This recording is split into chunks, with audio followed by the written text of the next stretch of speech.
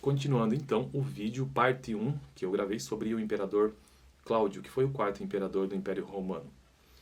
Não vou recapitular todo o vídeo 1, mas basicamente esse foi um imperador bastante importante que foi deixado de lado enquanto era jovem, enfim, até que fosse nomeado imperador. Ele sempre foi deixado de lado pelas múltiplas deficiências de vários níveis que ele tinha. Mas ele era uma pessoa muito inteligente que sempre foi aconselhado a deixar que os outros o subestimassem. Então, já gravei isso no vídeo primeiro, né? Passado algum tempo de toda a história, ele chegou então e se tornou imperador de Roma. E também uma coisa interessante do último vídeo, que ele tinha como um grande amigo Herodes Agripa I, que foi avô de Herodes o Grande, lá da Judéia, rei da Judéia. Muito interessante essa informação.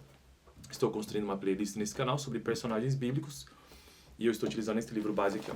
Todos os personagens da Bíblia de A a Z. O link está na descrição e o meu objetivo é zerar esse livro. São muitos personagens e eu já estou na letra C. Então vamos ao vídeo 2 sobre Cláudio.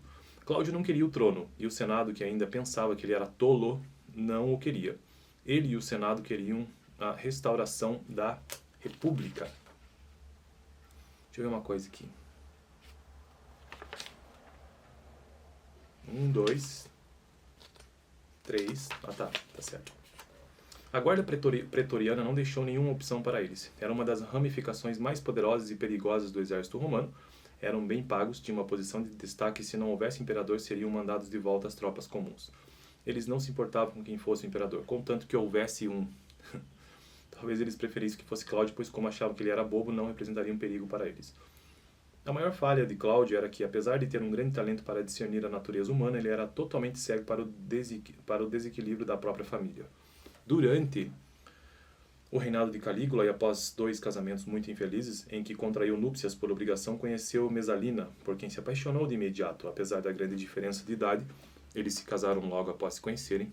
Ele a adorava e, quando se tornou imperador, tornou-a sua assistente no governo sem jamais perceber que Messalina, apesar de ter uma inteligência brilhante, era cruel, ambiciosa e sem escrúpulos.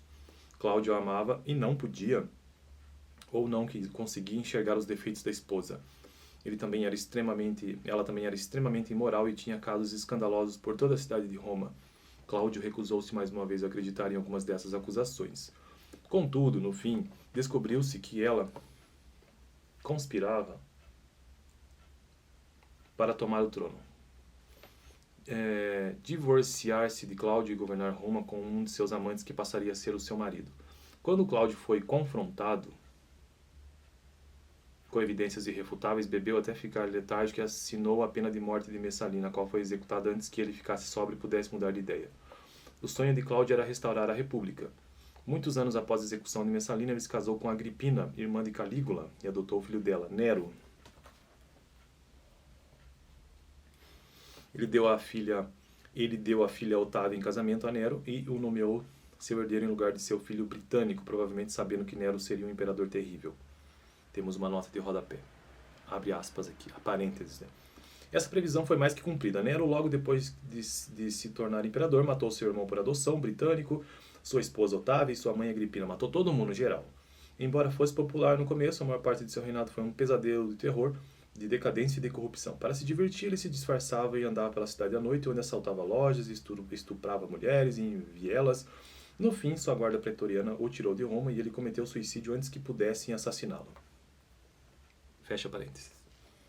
Talvez a esperança dele fosse que, após o reinado de Nero, o povo ficasse tão passado com os imperadores a ponto de exigir a restauração da República. No entanto, após a morte de Nero, não havia ninguém que lembrasse da República, nem que a quisesse restaurada. Talvez isso se devesse ao fato de que, naquela época, a riqueza e o poder de Roma eram tão grandes que qualquer tentativa de restaurar a República com certeza provocaria uma guerra civil e a ditadura por parte dos que quisessem ter o controle do país. Nos primeiros tempos do cristianismo, os cristãos consideravam-se judeus, embora os judeus os repudiassem como blasfemos e heréticos. E aqui temos uma outra nota de rodapé, abre parênteses. No princípio, os ensinamentos de Jesus eram conhecidos como o caminho. O termo cristão surgiu em Antioquia muitos anos depois do cristianismo começar a se espalhar por todo o Império Romano. Fecha parênteses. Voltando ao texto. Os judeus sempre foram mais ou menos bem recebidos em Roma. Eles eram populares porque os romanos consideravam a religião deles estranha. No entanto, o judaísmo era legal Os judeus eram, em geral, sujeitos produtivos.